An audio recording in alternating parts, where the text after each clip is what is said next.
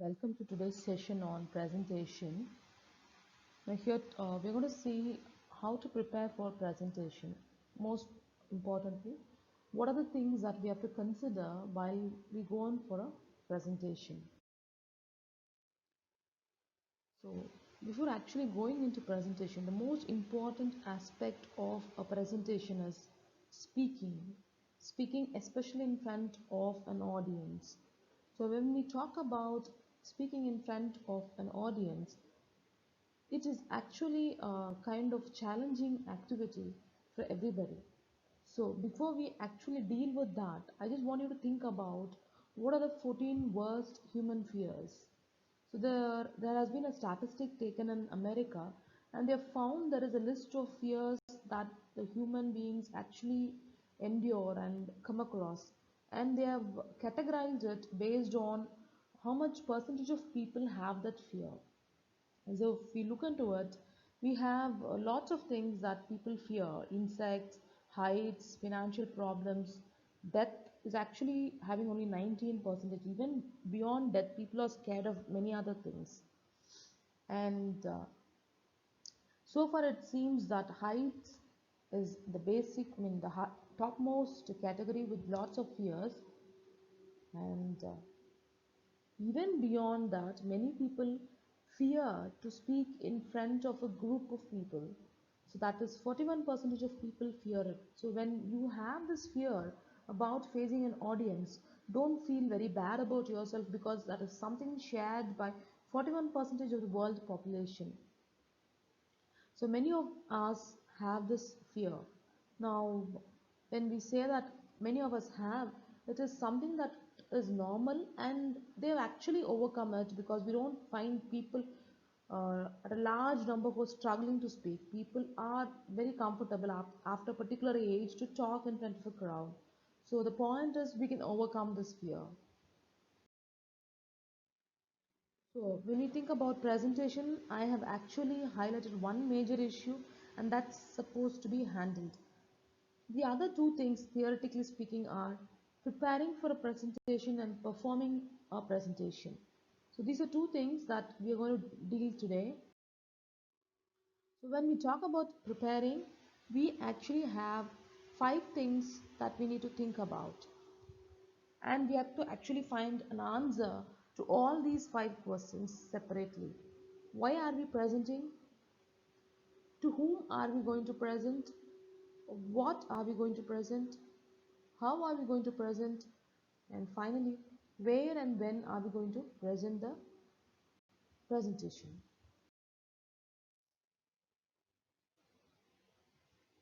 So, why are we going to present? There are many reasons for presenting, and most importantly, people do it for three purposes. One is information, just to pass on information. That is normally done in classrooms and in educational environments, where they actually go and present things in paper presentation sessions, international conference and seminars. The second one is persuading, marketing a product. So this is normally done in all kinds of companies, where they actually try to design a product and sell it, right from cards to vacuum cleaners. So they design it, and they actually need possible buyers. They can be public or anybody, but they actually need to sell that product to somebody, so that they actually prepare a presentation, and they try to convince the audience about buying that product. And finally, we have the very big industry, entertainment. So for entertainment also, people present. Now that's when we have people who are presenting in serials or talk-up shows, where they compare, they act as master of the ceremony, or they compare, and they actually do things. We have lots of shows in our TVs, where there are lots of presenters who actually present people and shows. They don't have to have PPTs there, but they have lots of other accessories while presenting in an entertainment industry.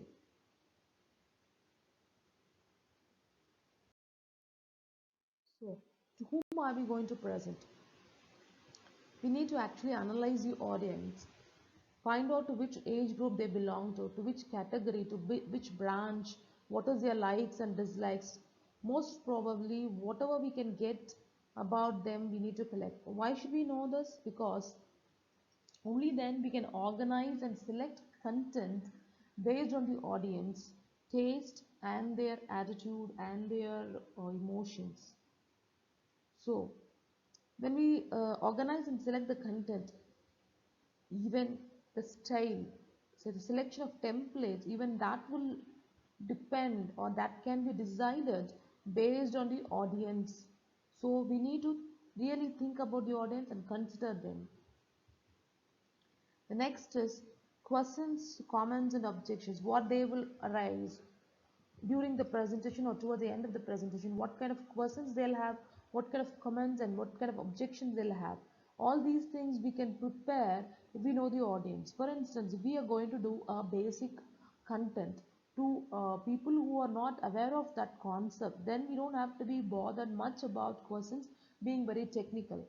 We can be prepared to answer basic questions. That's very simple. But if you're going to face an audience who are actually well versed in the topic, and we are going to deal the topic at a higher level, then it is a given that we need to be prepared for highly competent questions that will come from the audience. Now, this is the way we actually decide how to prepare for the presentation based on the audience.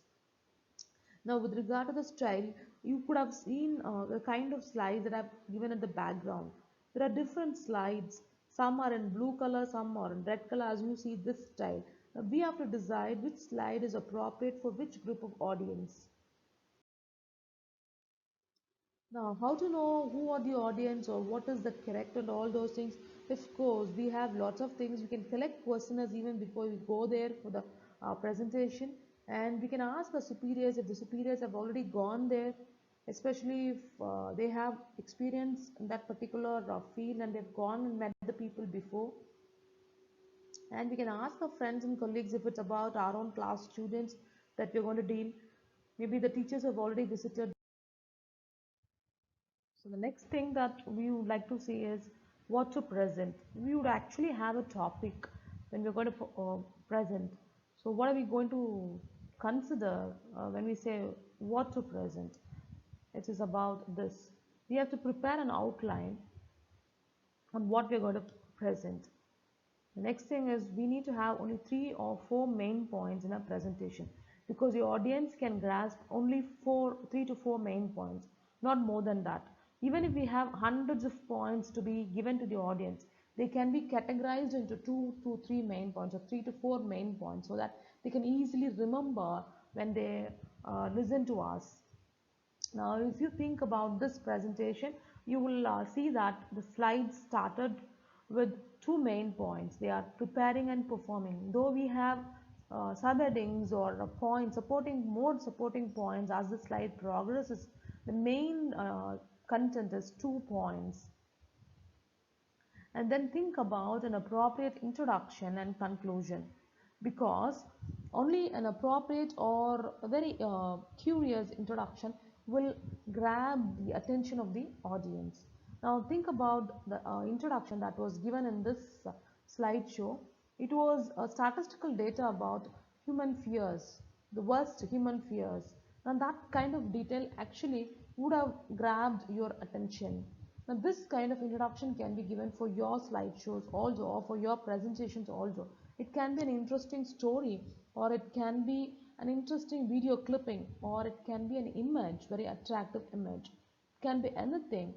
What is more important is that you have to actually get the attention of the audience by giving an appropriate introduction. Then, how are we going to do this presentation? We can use index cards where there will be keywords and we can talk about from them. It helps us to remember and recollect the points. Then we can use our own PowerPoint slideshows, or we can give a spontaneous speech. This spontaneous speech is actually the well prepared and rehearsed content, because a lot of things goes into the organization of spontaneous speech. So this is more prepared and organized content, and then we can actually read from a written content. This is also a way of presentation, and while reading, the most important thing is we have to give pause whenever necessary in the content. and stress wherever it is required. And another thing that is very popular and it is done is reciting from memory. But one thing we'll have to remember, reading or reciting from our own memory without any meaning, doing it mechanically is actually very lifeless. So it is better not to go there. The next thing is, where can we do our presentation? We can do it in classroom, seminar hall, but whatever we do, we have to think about the facilities available there. What are the modes of presentation that we are going to do, and does the place where we are going to present accommodate it, support it? If not, we'll have to be very careful to provide or create the facilities for us to present. Next, when are we going to present? If we have choice, we can avoid Mondays and Fridays, because Mondays are the beginning of a week and people are preoccupied, and Fridays again end of the week and people are preoccupied with going home and taking rest. We can avoid early mornings and of course before lunch because people will be hungry. But all these things, if you are given a choice, or else you'll have to do in whatever time it is given to you. After lunch also we can try to avoid, so end of the day also can be avoided. So what's the time left? Best time is Tuesday to Thursday, 10 to 12. So preparing. um,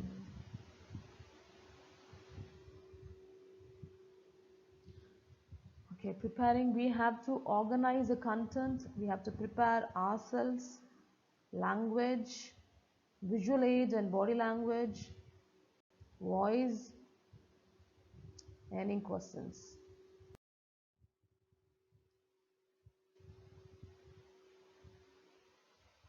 So this preparation also talks about how to actually perform.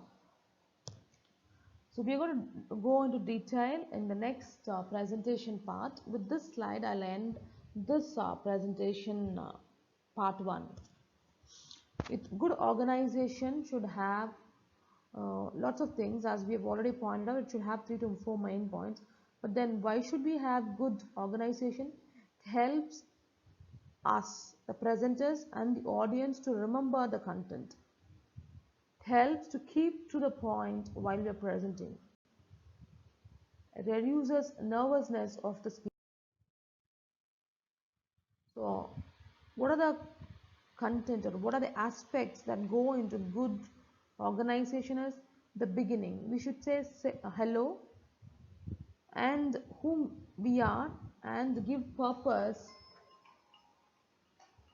of the presentation, and then we can give a brief schedule of how long we are going to take.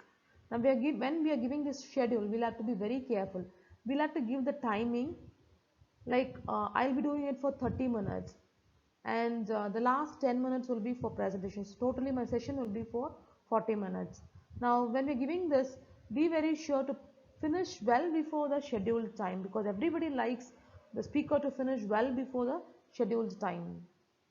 And then we can also have questions. Questions in the sense, when can they ask questions to us, the presenters? That we can say in the beginning itself. So the middle will consist of 3, 4 or 7 points, but restrict to 3 or 4 points. And this middle should take 80% of our entire time. And we should also have a summary in the middle. And summarize main points, don't give any new points in the end, and relate to conclusions to whatever has been going on. Don't present any new ideas. Be interesting, be brief. That's about preparing for presentation part 1.